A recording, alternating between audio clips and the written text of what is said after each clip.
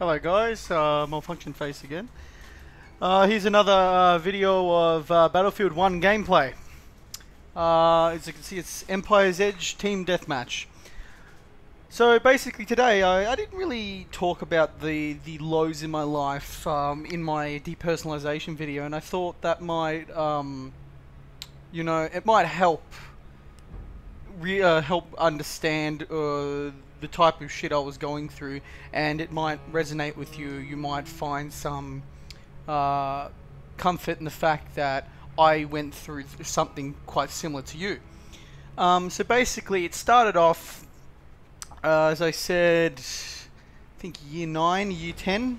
In America that'd be the first or last year of last year of middle school or first year of high school.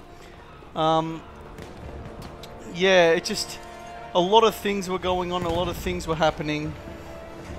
Just for mainly just me trying to, oops, sorry, just let me turn this down. That's better. As I was saying, mainly just me trying to be more of an adult, me just trying to, you know, trying to solidify myself as an adult in the world. I didn't really, you know, I really didn't have anything I was particularly, you know, in love with. I didn't want to do something. I didn't want a job really hard enough. I'm kind of just at that point just spread around. I didn't really feel like I wanted to do anything. And I kind of felt anxious and I kind of felt scared because my friends, they all knew what they wanted to do. One of my mates, he's like, I want to be a coach.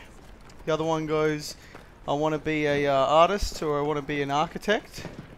And I was I'm like, good for you. I wish I could figure out what I wanted. And yeah, that was just most of the time. I just could not figure out what I wanted to do. And that's how it basically started, I reckon, with me getting depersonalization, because some things like work experience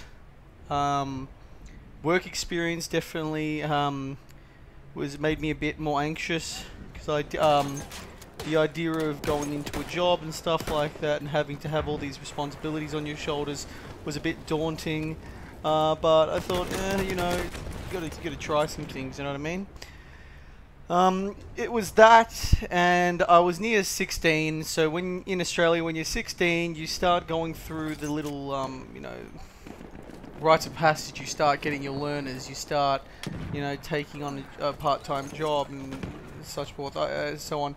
And because of my parents' divorce, I'm not blaming them, but it was kind of how I dealt with my parents' divorce. I really didn't, really didn't like those things. I really didn't want to do those things, and I was kind of just anxious about this, and I kind of felt like I was robbed of my childhood, because nearly about 4 or 5 years of me coming home would literally be me opening the door, then an hour of peace, then my dad walking in and my mum and dad would start arguing, start attacking each other, yelling at each other, start throwing things around, start making big scenes, and that kind of just made me feel like I never had a proper childhood. Like all my mates, they were going, oh, you know, I'm like, they're like, what did you do this weekend? I said, nothing really. So what'd you do? He goes, oh, you know, I went out here with my friends, and I'm like, oh, I'd like to do that. I don't really, not that I didn't have any friends, I just didn't, you know, I just didn't feel like that. You know, I just wanted to do stupid things and silly things, and that's why maybe I think nowadays I was sort of a joker. I didn't really want to think about things too seriously, because I was dealing with very serious things, such as the end of a relationship between two adults. And sometimes they can get very violent, sometimes the court comes in, and sometimes they start attacking each other in certain ways, and you know, you don't really see this until you're much older, until either you experience it, your friend experiences it, or then your parents get divorced at a later date. But this happened when I was just around 10, that's when it really started.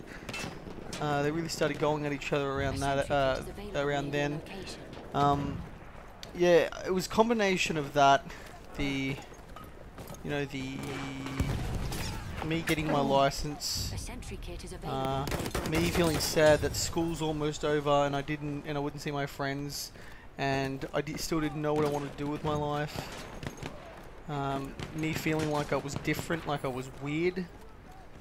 A sentry kit is available near your location. I felt kind of like I was, kind of like not in a weird, not in a, like a thingy way, like where people go, oh, I thought I was weird because I was so much more intelligent than everyone else. No, I just felt weird. I didn't feel smarter. I didn't feel dumber. I just felt weird. I didn't really fit in. Like, I would sort of think about weird things that people my age didn't really think about, you know. A lot of those things. I was like 12 or 13, I was sitting there thinking about death, sitting there thinking about how long it would be till my parents died and stuff like that, and making me sad and stuff like that.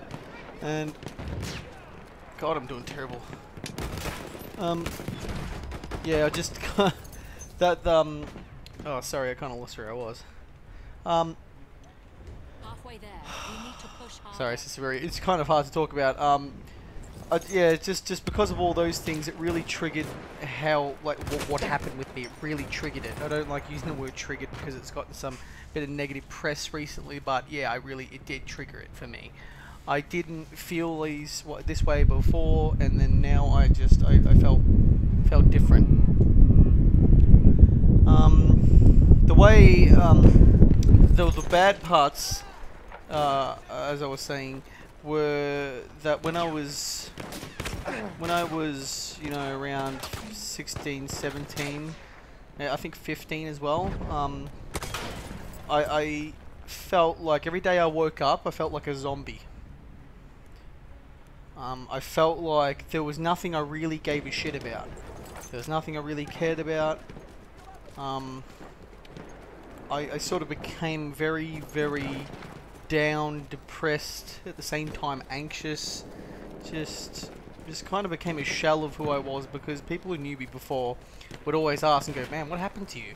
I go, what do you mean? They go, what happened to you? You used to be so friggin' happy. You used to be jumping around and shit.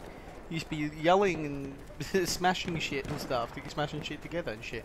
I'm just like, I don't know, man. And basically, for about 6 months straight, there was this time where I just discovered creepypastas, and I started getting an interest in them. And my routine was, I'd go back. My brother would take me home, take me to my mum's house, because my mum and dad divorced, so I was living a week about with my mum and my dad, and that also made me feel bad because I didn't really have like a home base. I didn't feel like I belonged anywhere really.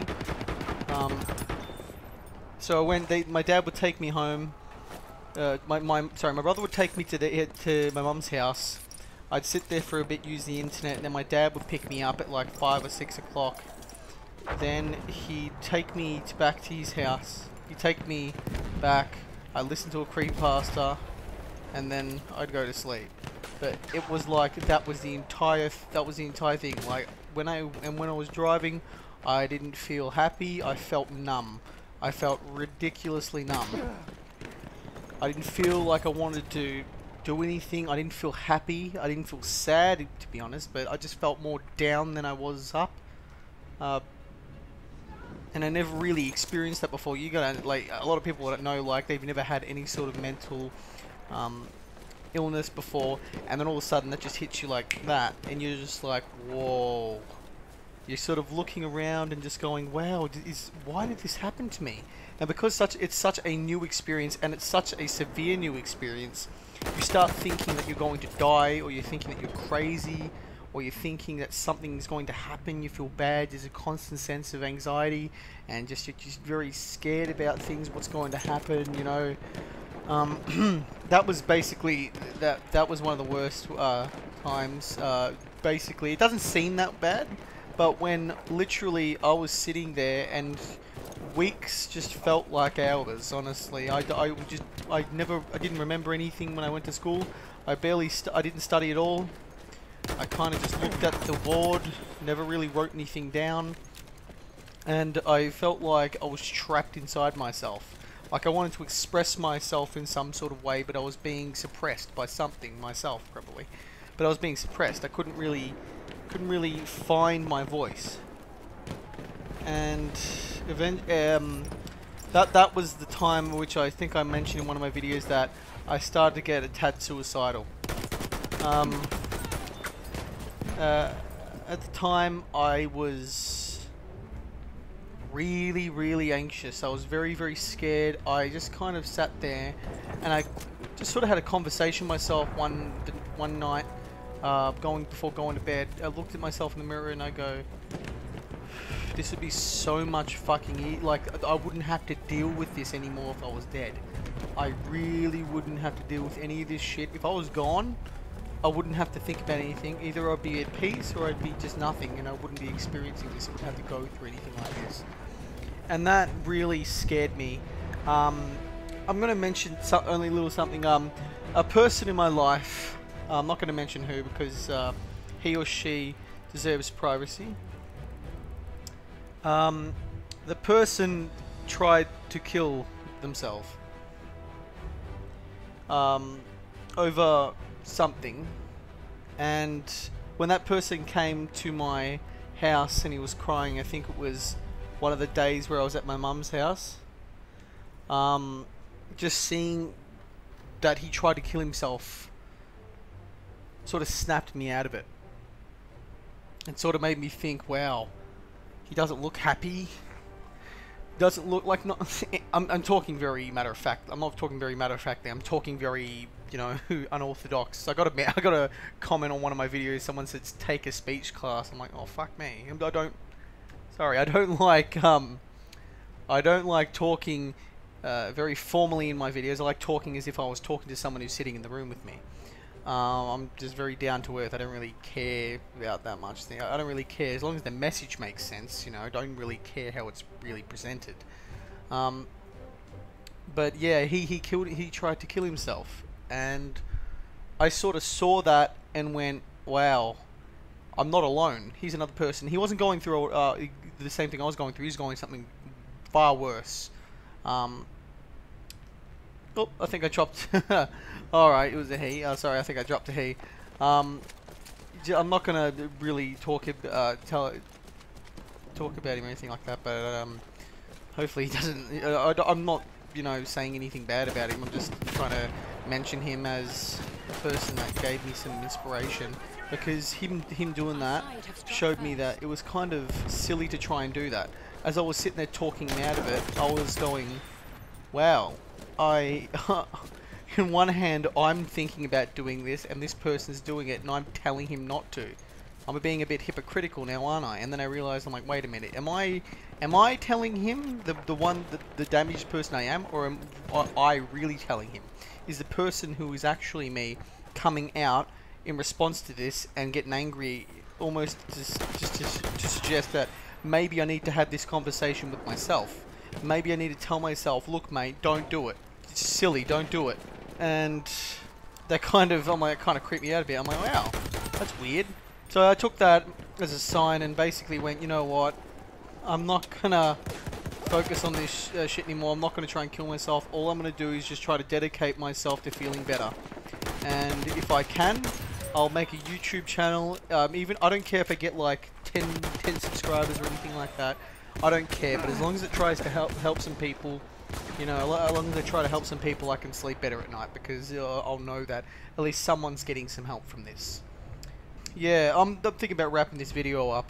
These videos are just going to be very off the cuff. They're not going to be very planned. I don't really script anything. If anyone's really watching these, thank you for watching them.